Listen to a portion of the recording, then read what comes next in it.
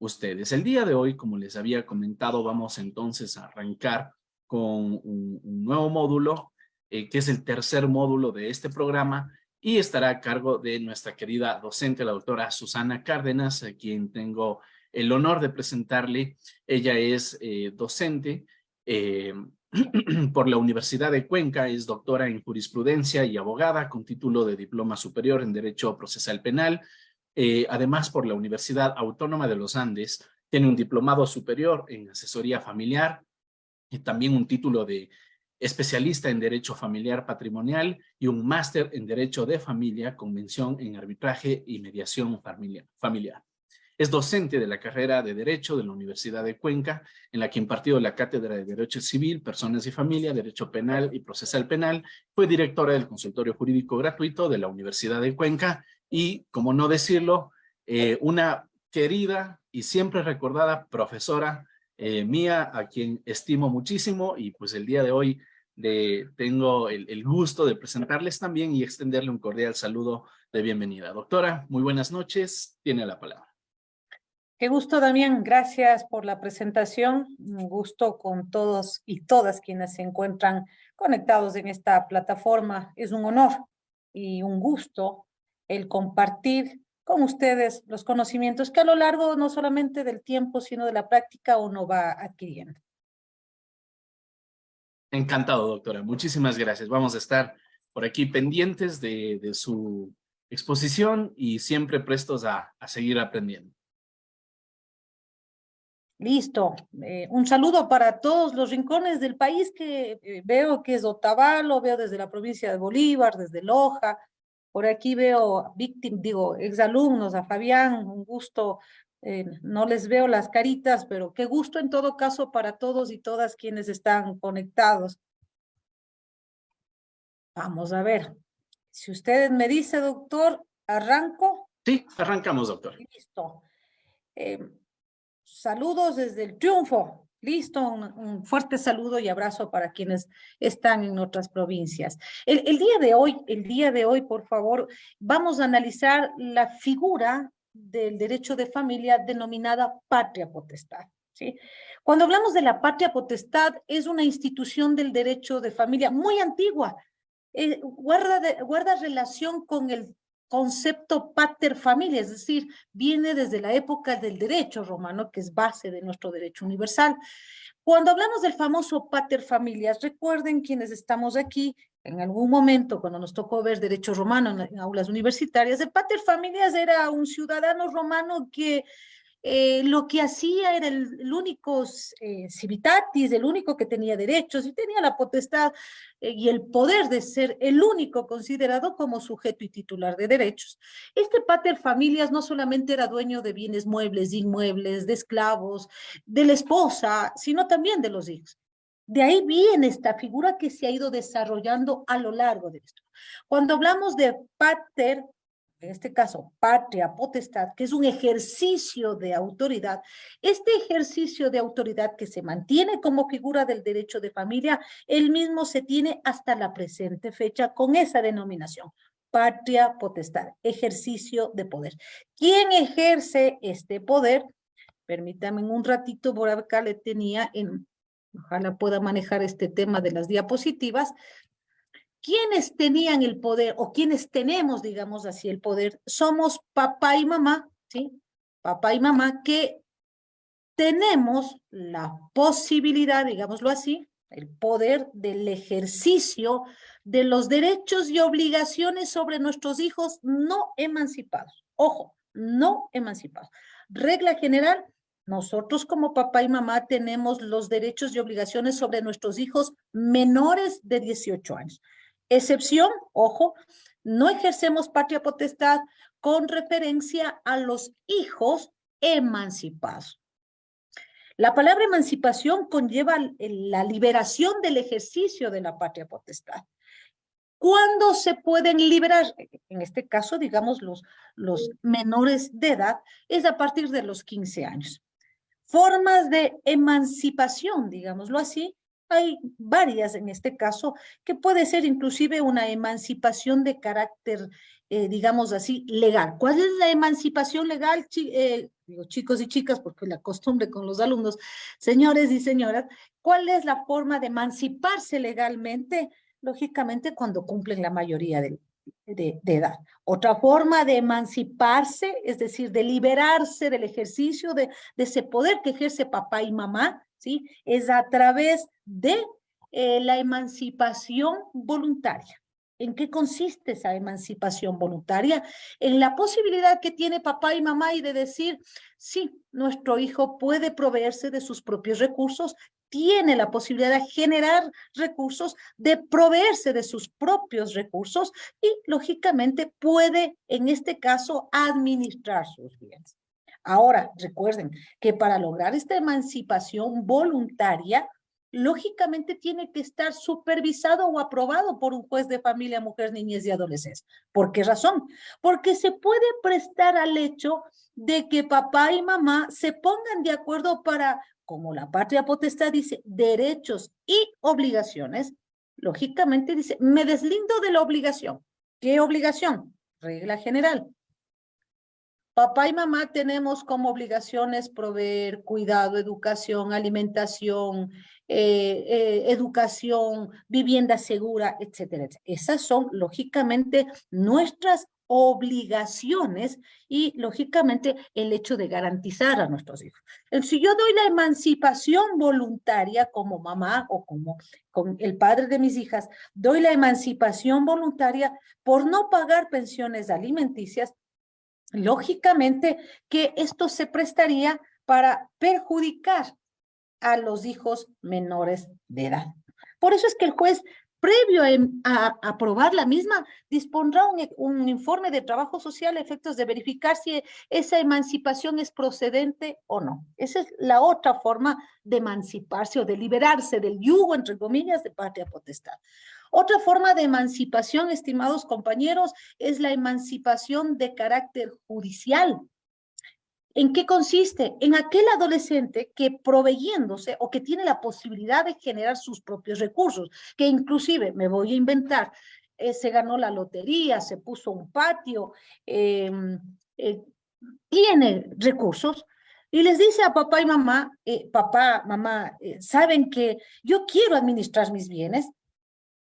Den la posibilidad, y papá dice, no, mientras vivas bajo mi techo, nosotros mandamos. Entonces el adolescente puede acudir ante un juez y decir, oiga, señor juez, le comento, me está pasando esto, tengo recursos suficientes, pero mis progenitores se niegan a concederme la emancipación y necesito administrar mis bienes.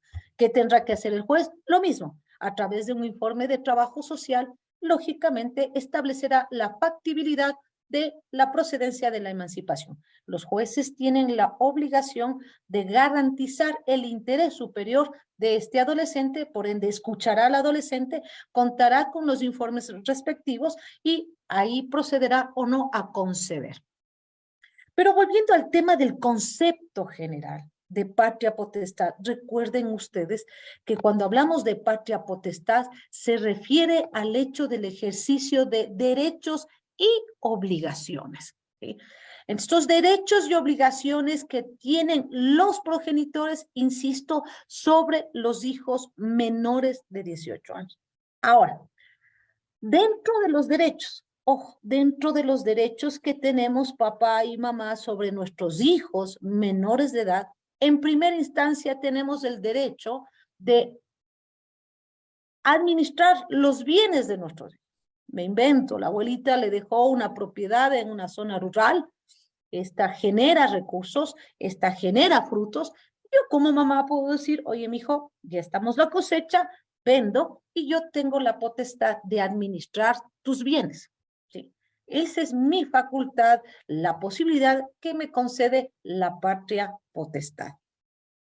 Recuerden ustedes, les voy a resumir de alguna manera lo que el Código de la Niñez a través de su libro primero habla o establece, más bien dicho, 4 grandes grupos de derechos. Y ustedes dirán, ¿qué tiene que ver estos 4 grupos de derechos? Son los derechos que nosotros como progenitores tenemos la obligación, ¿sí? Porque la patria potestad también dice obligación. Tenemos como obligación garantizar los derechos de nuestros hijos menores de edad. Si ustedes tienen a la mano el Código Orgánico de la Niñez y la Adolescencia, en el libro primero, cuyo título lleva Los niños, niñas y adolescentes como sujetos y titulares del derecho, van a ver que a partir del artículo 20 se empieza a enumerar una serie de derechos que nosotros tenemos que buscar garantizar esos derechos. Entre ellos están el primer grupo de derechos, los derechos a la supervivencia. Cuando ustedes escuchen derechos a la supervivencia, relacionen con aquellos derechos que garantizan la vida del niño, niña, adolescente. ¿Qué nos toca a nosotros garantizar como papá y mamá? Lógicamente, el derecho, por ejemplo, el derecho a la vida. La Constitución de las Repúblicas claramente se señala o establece que la garantía de la vida se da desde el momento de la concepción. Así también lo dice el Código Orgánico de la Niñez y Adolescencia. Nosotros tenemos la obligación de garantizar una lactancia, lógicamente, a nuestros hijos. Tanto más que la Organización Mundial de la Salud establece o señala que lo más recomendable es garantizar la lactancia de nuestros hijos hasta los 2 años de edad. ¿Sí?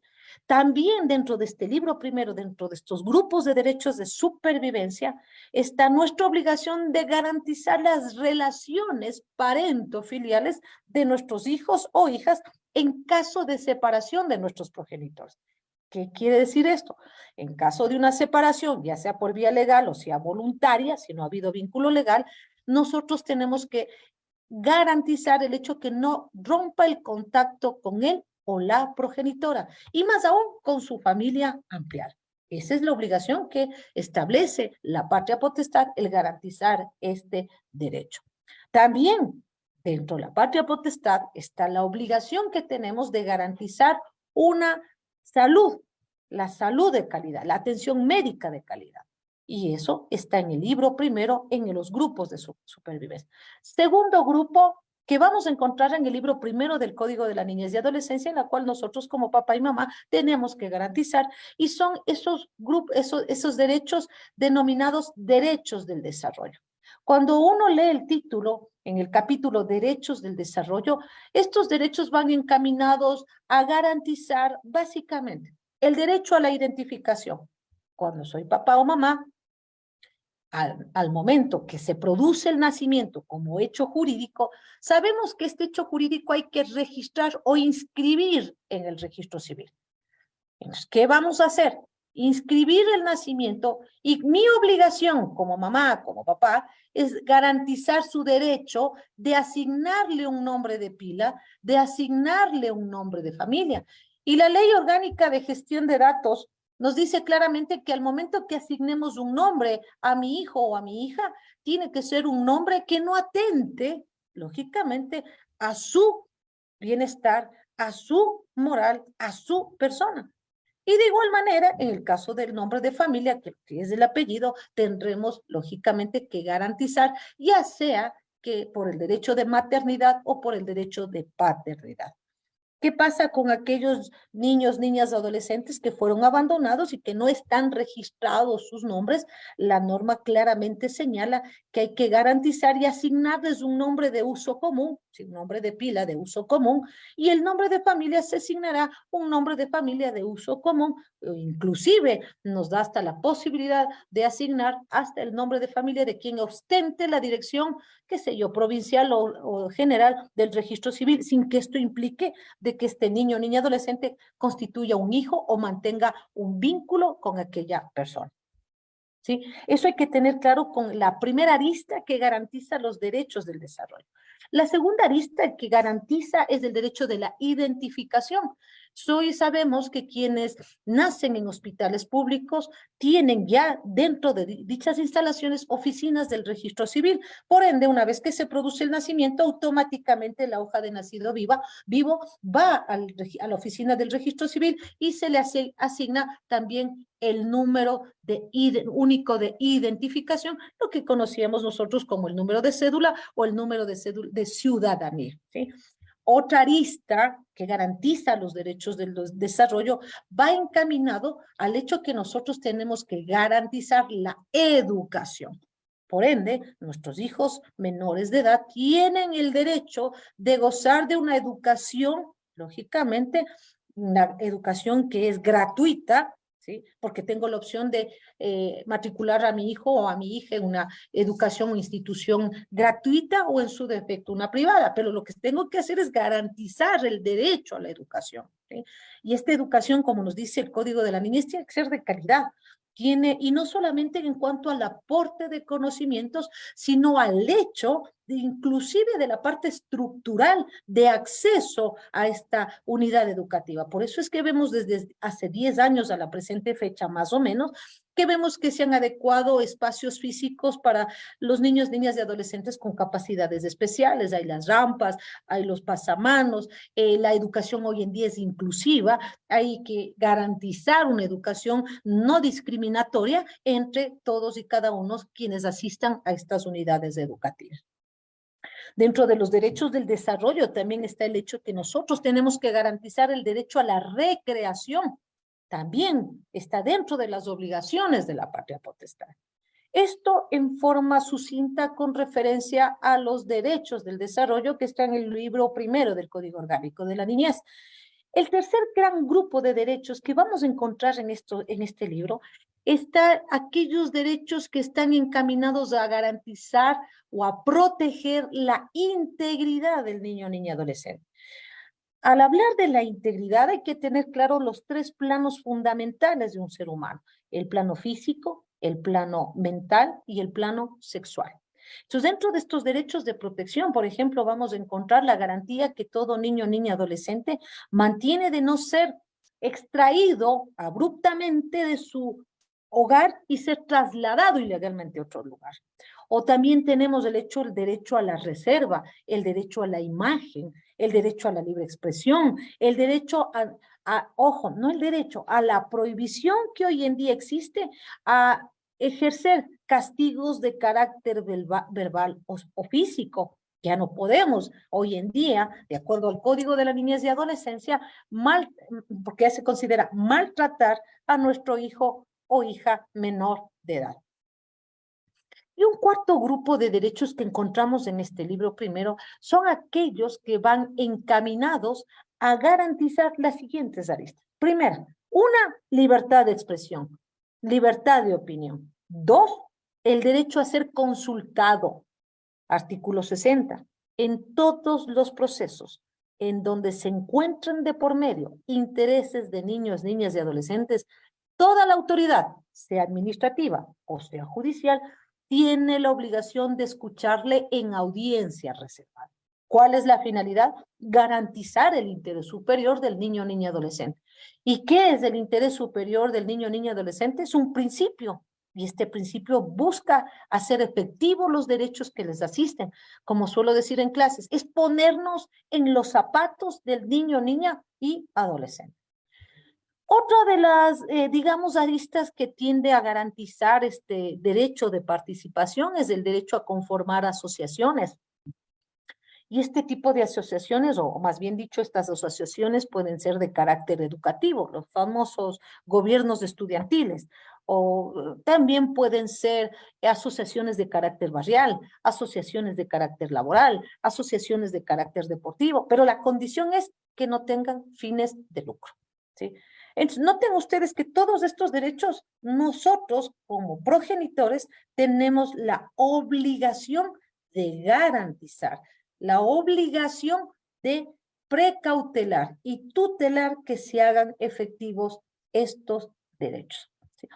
Esto con referencia, lógicamente, al ejercicio de la patria potestad. Ahora, cuando uno revisa el artículo 105 o 106 del Código de la Niñez y Adolescencia, vamos a encontrar reglas en las cuales se establece o se señala el ejercicio de la patria potestad. A veces se confunde el hecho de que hemos hablado hoy día de las obligaciones, pero también dentro de las obligaciones previo a entrar a estas reglas que definen el ejercicio de patria potestad, hay que tener claro también que dentro de aquellos están el hecho de asumir la representación legal de nuestros hijos menores de edad. ¿sí? Es por ello que, por ejemplo, si tenemos un hijo menor de edad, en este caso un adolescente, que comete una infracción, una conducta contraria a la ley, él responderá por la parte, entre comillas, penal, y papá y mamá tendremos que responder por la parte civil. Es decir, ¿por qué razón? Porque somos los representantes legales de nuestro hijo y de quienes ejercemos, digámoslo así, la representación legal. Oiga, doctora, ¿y qué pasa si hubiera un conflicto de intereses entre papá y mamá? ¿Quién ejerce la representación legal? ¿Sí? Cuando hay conflicto de intereses entre progenitores, lo propio, a fin de garantizar el interés superior del niño o niña adolescente, ustedes saben que hay que dotarle de un curador ad litem. Ejemplo, ¿en qué casos hay conflicto de intereses? Me invento, típico, los juicios de divorcio litigiosos o causales. Entonces, lógicamente, hay un conflicto de intereses y hay que buscar un tercero imparcial a efectos que garantice el derecho del niño o niña adolescente. Y doctor, ¿y qué hace el curador realita en un proceso de divorcio? Si realmente nos remitimos a dar cumplimiento a la norma, si no me falla la memoria, 130 del Código Civil, el curador ad litem tiene la potestad de representar al niño o niña adolescente en este proceso de divorcio y solicitar medidas cautelares a efectos que garantice el derecho de este niño. Porque puede ser que los cónyuges se hayan puesto de acuerdo en desaparecer ciertas cosas y el curador puede solicitar, lógicamente, el secuestro, la retención, una prohibición, dependiendo de las circunstancias o el ámbito en el que se encuentre, pedir medida cautelar para garantizar el interés de su representado. Otro típico juicio donde puede haber un conflicto de intereses puede ser un juicio de impugnación al acto de reconocimiento o el juicio de impugnación de paternidad.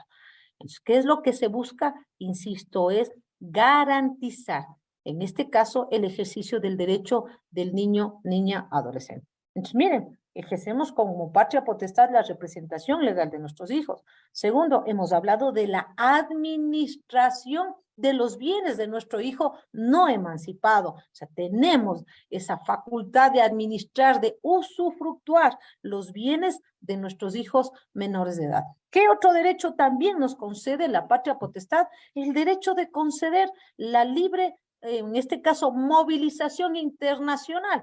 Es decir, a ver, hijito, ¿quieres viajar? Yo tengo el derecho de concederte o no el permiso de salida del país. Entonces el hijo puede decir, no me quieres dar, yo acudo donde el juez. Acude, claro, pero tienes que ver qué edad tienes, porque todo dependerá lógicamente de la edad. Entonces ese es el derecho, el conceder un permiso de salida del país, por ejemplo. Ese es otro de los derechos. Suelo decir inclusive a los chicos ya mayores de edad, ¿qué otro derecho tienen papá y mamá? A ver, hijito, ¿quieres salir? ¿Con qué permiso? Tienes que lavar, arreglar la casa y te doy el permiso. Entonces, otro de los derechos que concede, en este caso, la patria potestad.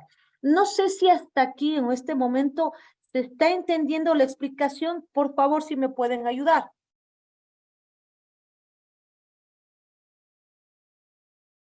Doctora, vemos su presentación. ¿Qué me decía? Disculpe. Preguntaba a quienes están presentes, por favor, si estoy siendo clara con referencia a la explicación.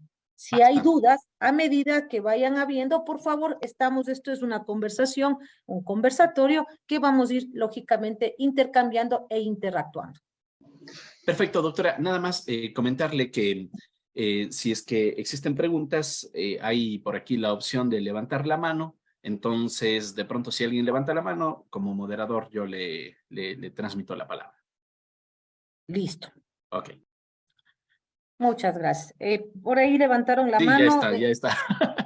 A No ver, te demoraste en decir que lo que levantaron la mano. Listo. a ver, vamos. Entonces, escuchemos la pregunta de Carolina Avivar y después vamos con Javier Fey, por favor. Le escuchamos, Carolina. Buenas noches, doctora, doctores presentes. Sí, mi pregunta es con respecto a los bienes, en este caso, dentro de un divorcio. Por ejemplo, se está planteando lo que es el tema de un divorcio. Hay niños menores de edad. En el divorcio nosotros podemos pedir el uso de habitación para que los niños puedan habitar ahí hasta los 18 o 21 años, sea la justificación de educación, doctora. Suelo decir a los alumnos, mi palabra favorita, Carolina, es depende.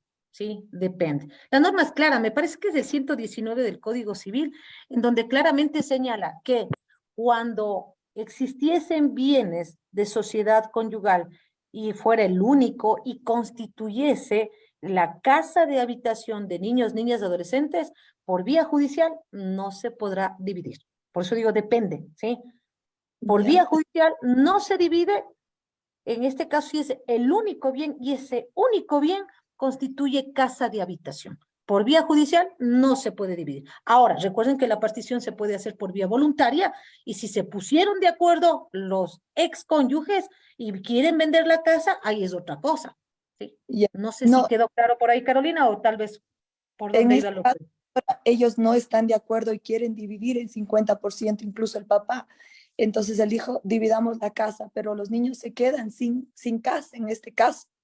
A ver, es Entonces, que ahí, por ejemplo, si los dos quieren vender, ahí es el papel importante del curador en este caso.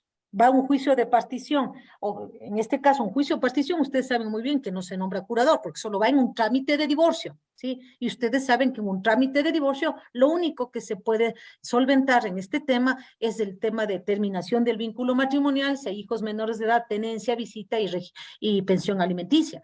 Pero si yo voy a un juicio de partición, y los dos quieren vender, si los dos quieren vender, lógicamente, ¿qué tendría que hacer el juez de familia? En el juicio de partición no se ha justificado y no se va a justificar que hayan hijos menores de edad.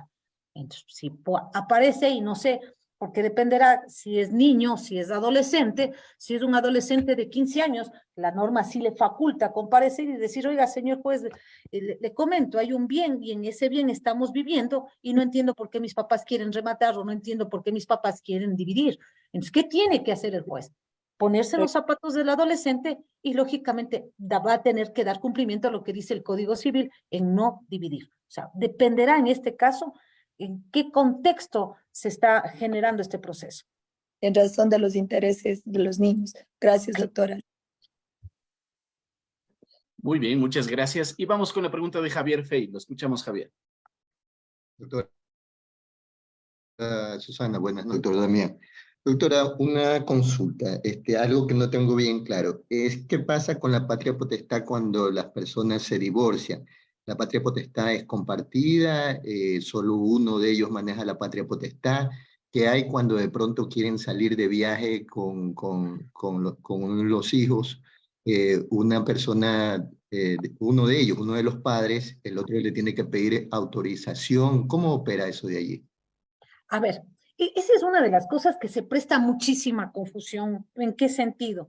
En el sentido de que cuando, hay que tener claro que quien ejerce la patria potestad, es decir, todo este conjunto de derechos y obligaciones, quienes ejercen son papá y mamá. Pero dentro de la patria potestad tenemos un derecho que es la tenencia, que se entiende por tenencia. Yo suelo decir a los chicos, la tenencia es una operación matemática que consiste en cuidado más protección más responsabilidad, lógicamente, y asumir ese cuidado, protección, más poder de decisión y responsabilidad, la ejerce uno de los progenitores.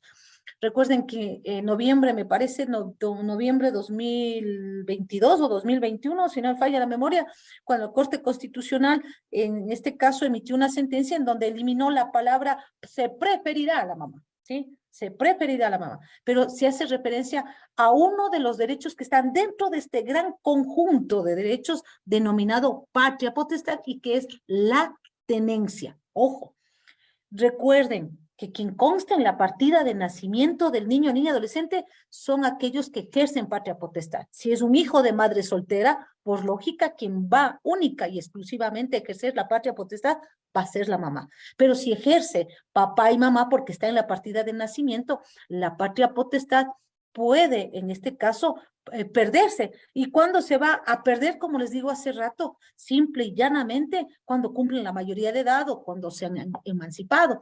Ahora el compañero dice, oiga, doctora, pero queremos salir, se quiere salir del país. ¿Cómo hacer en este caso? ¿Con quién quedan los hijos? Ojo, estamos confundiendo tenencia con patria potestad, ¿sí? Si mis hijas viven con su papá, él lo que tiene es la tenencia. Yo sigo ejerciendo la patria potestad. Y el rato que quieran salir del país, Lo que tendrá que hacer el padre de mis hijas es decir, oye, Susana, concédeme el permiso de salida de país para salir con mis hijas.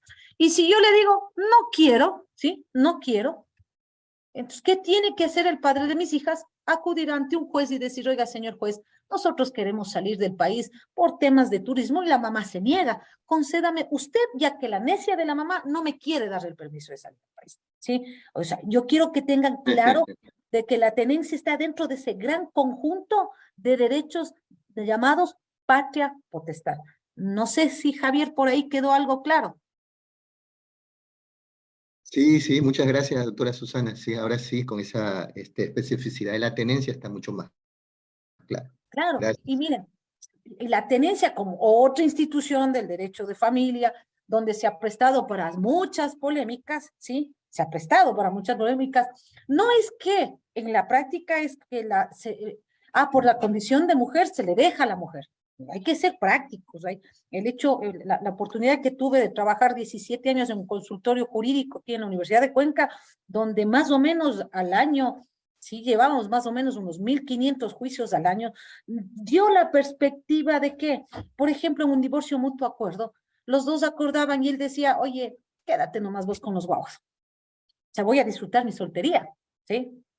Entonces, lógicamente, se quedaba. O en su defecto, el 90% se quedaban, lógicamente, en acuerdo con mamá, y este 10% habrían papás, lógicamente, que se quedaban con los hijos, y siempre se les decía a los señores, ojo, señores, el hecho que usted se quede con su hijo no le quita la obligación de mamá de pasar pensión alimenticia.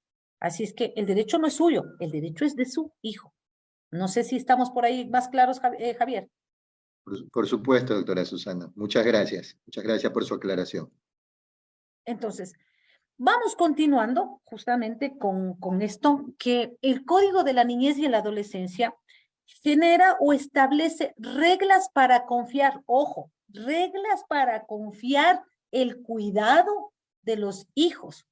¿Pero de quiénes? De los hijos menores de edad, ¿sí? Eso digo, la norma inclusive es media confusa en querer pretender equiparar el mismo concepto tenencia y patria potestad, pero con la aclaratoria que les digo, lógicamente tenemos muy claro que la tenencia se puede ejercer simple y llanamente con nuestros hijos menores de edad. Y una de las cosas que se me vino este rato a la memoria, recuerden ustedes el caso emblemático hace años, cuando murió Sharon, ¿sí? Y salió el abogado Vanegas y decía que con Samantha estaban peleando la tenencia del Giovanito. Ojo, la norma es clarísima. En caso de ausencia de mamá, la tenencia la ejercerá papá. Lo que tenía, o que de seguro hizo en todo caso el abogado Vanegas con Samantha Gray, lo que tiene que haber solicitado en su momento, ojo, era una, dentro de que veremos en las clases siguientes, dentro de las causales de privación de patria potestad, de que Samantha se haga cargo del cuidado de su niña. Deben haberle encargado como medida de protección, inclusive la custodia familiar a Samantha. Entonces hay que hablar con propiedad. Hay que tener claro que el tema de tenencia es un tema estricto de papá y mamá. ¿Qué tienen el resto de familia? Por ejemplo, que tiene la abuela materna, la abuela paterna, la tía, el tío, lo que pueden solicitar es la custodia familiar. Eso hay que tener muy claro. No es igual tenencia que custodia. Tenencia, insisto, es un tema estricto de papá y mamá. La custodia es una medida de protección, ¿sí? Que ustedes la van a encontrar en el artículo 79 del Código de la Niñez, al igual que en el 217 y siguientes del Código de la Niñez, que puede surgir, ojo, que puede surgir o nacer debido a lo siguiente. Recuerden que hace rato decíamos que dentro de los derechos de supervivencia, aquellos que van encaminados a garantizar la vida del niño, niña, adolescente, estaba el hecho de garantizar la relación parento-filial. La norma nos dice, vamos a garantizar a los niños, niñas, adolescentes que vivan con su familia biológica. Esa es la regla general. Vivan con la excepcionalidad. Si es que estas constituyen un riesgo para el niño, niña, adolescente, de pena. Saquemos al niño ahí, Se preferirá a los parientes hasta el 4º grado de consanguinidad, ¿sí? Los parientes colaterales, 4º grado de consanguinidad, tenemos a los primos. Y en último de los casos, ¿ya? De última, el niño tendrá que irse a acogimiento institucional, ¿sí? Si ustedes revisan luego de esto, en el artículo 79, que hay medidas de protección, hay esta medida denominada acogimiento familiar, que no es lo mismo que custodia familiar, ¿sí? Perdonarán que esté mezclando temas, pero van saliendo a lo largo de esta conversación porque guardan relación con la patria potestad. Si yo como mamá maltrato a mi hija, el padre de mi hija puede denunciarme ante la junta o ante el juez y solicitar una medida de protección. Y el juez va a decir, listo, la niña se va a ir con custodia familiar, me invento este rato, con la abuelita, que no es lo mismo que acogimiento institucional, familiar. ¿Cuál es la diferencia entre custodia familiar y acogimiento familiar? Ojo, la custodia familiar se encarga el cuidado del niño o niña adolescente a parientes consanguíneos, ¿sí? El acogimiento familiar es cuando se encarga el cuidado del niño o niña adolescente a familias que no tienen vínculo consanguíneo ni legal con el niño o niña adolescente. Es decir, son esas familias acogientes que perciben una remuneración, un rédito con fondos estatales. Aquí en el país no tenemos plata, por ende no hay familias acogientes. Diferencia, acogimiento institucional, entonces es un centro el cual fue creado para cuidar y proteger a aquellos niños que lastimosamente tuvieron que ser extraídos de su familia biológica porque su familia biológica constituía un riesgo para o atentaba a la integridad del niño o niña adolescente. No sé si está clara la diferencia entre custodia familiar, acogimiento familiar y acogimiento institucional.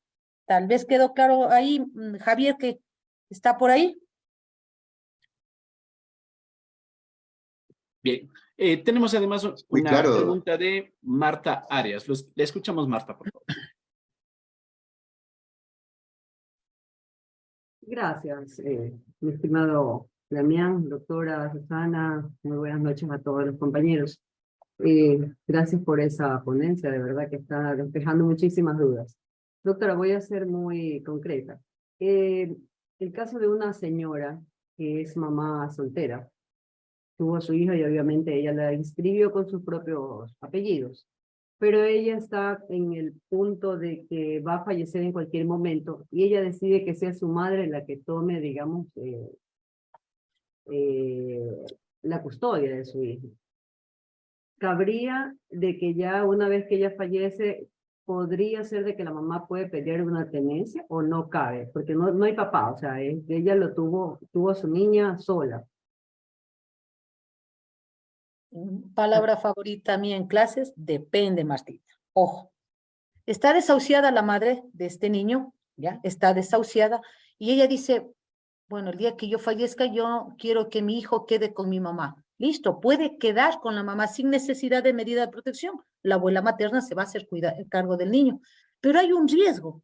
Puede aparecer el papá biológico y le va a demandar, por lógica, la declaratoria de paternidad.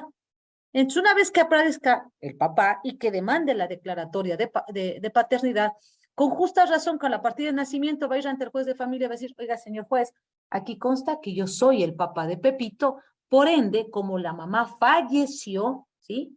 Yo solicito que me entreguen a mi hijo porque la norma es clara que en ausencia de mamá, la tenencia corresponde a papá. Él y la abuela, ¿qué pasa con la abuela? ¿Sí? Lastimosamente, la abuelita tiene que hacerse a un lado. Pero ahí viene el pero, ojo, el pero, que hay que tener mucho cuidado con este pero. El hecho es, supongamos, que el niño tiene, me voy a inventar la edad, el niño quedó huérfano de madre con su abuela materna desde el año o 2 años y cuando tiene 6 o 7 años aparece el papá biológico, ¿sí? Y demanda la paternidad. Y dice, claro, se crió con en todo caso se crió con la abuela, pero yo soy el papá, así es que yo tengo la tenencia. Ojo jueces, ojo jueces.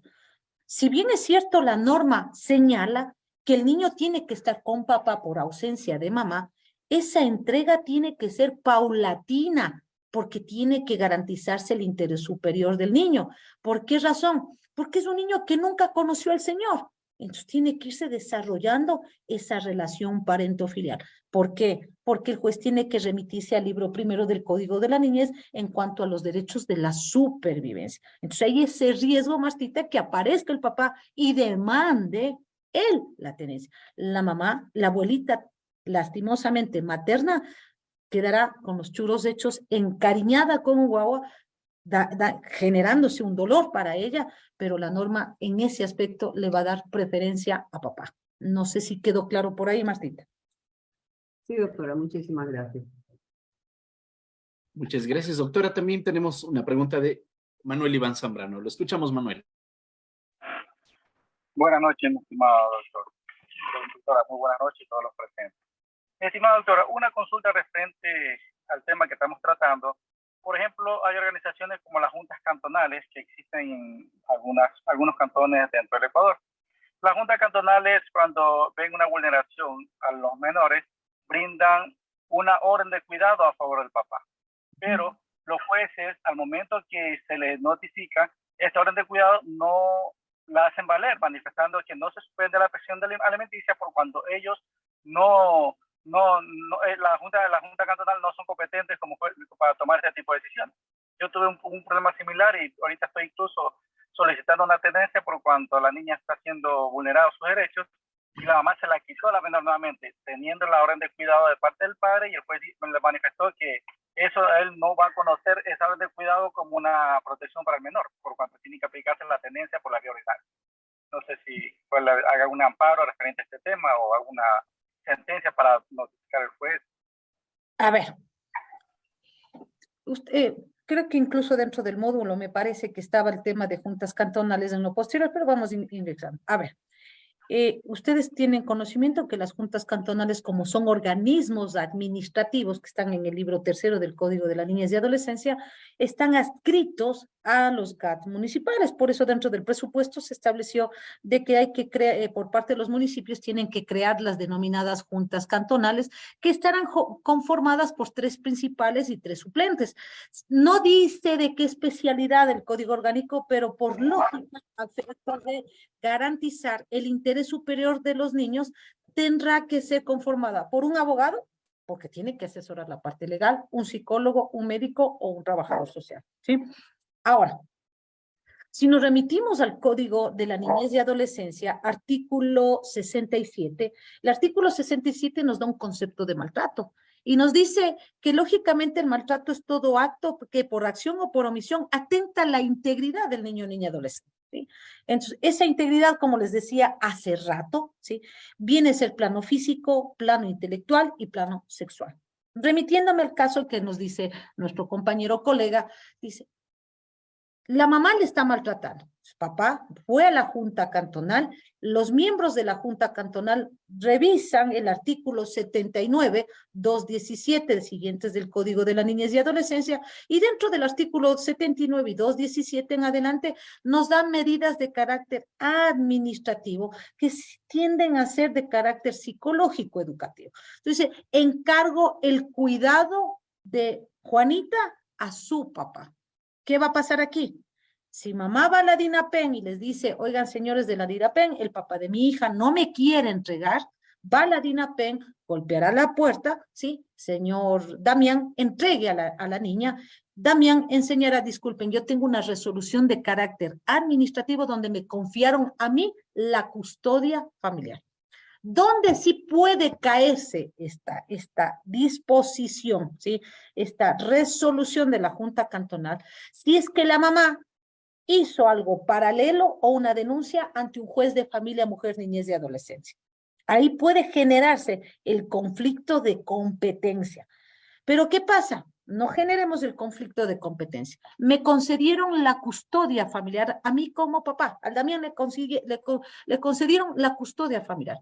El juez tiene que tomar consideración que quien previno en la competencia o en el conocimiento fue la Junta Cantonal, porque está como organismo debidamente reconocido ante el Código de la Niñez, tiene la facultad de dictar medidas de protección de carácter administrativo, psicológico, educativo.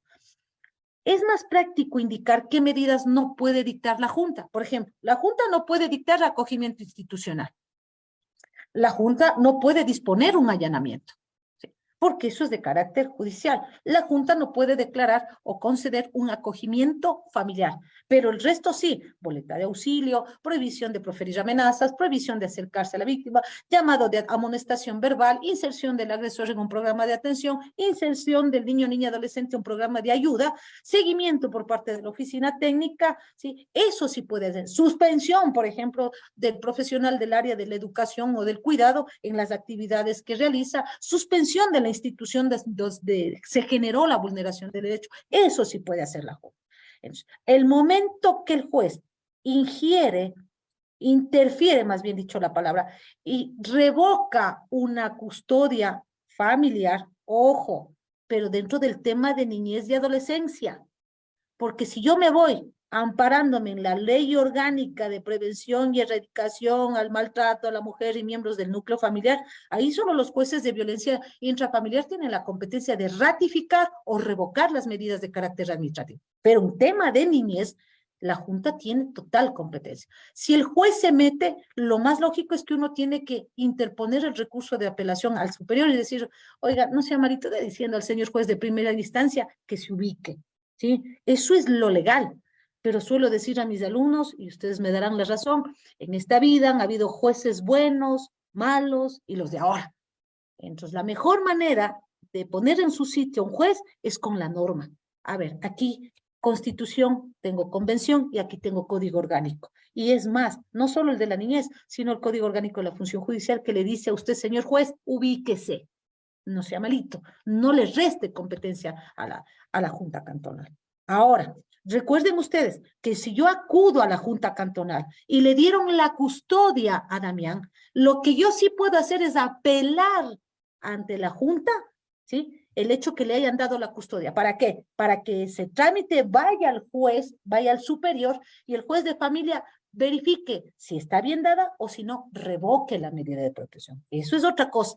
Si el juez, al momento de apelar, verificó que la Junta concedió indebidamente la custodia, sí tiene la facultad de revocar o de modificar las medidas que haya dispuesto la Junta. Eso sí puede hacer, pero por eso hay un debido proceso. No sé si por ahí queda medio claro, Manuel. Sí, mi estimada doctora, muchas gracias. Me aclaró bastante una duda que tenía. A las órdenes.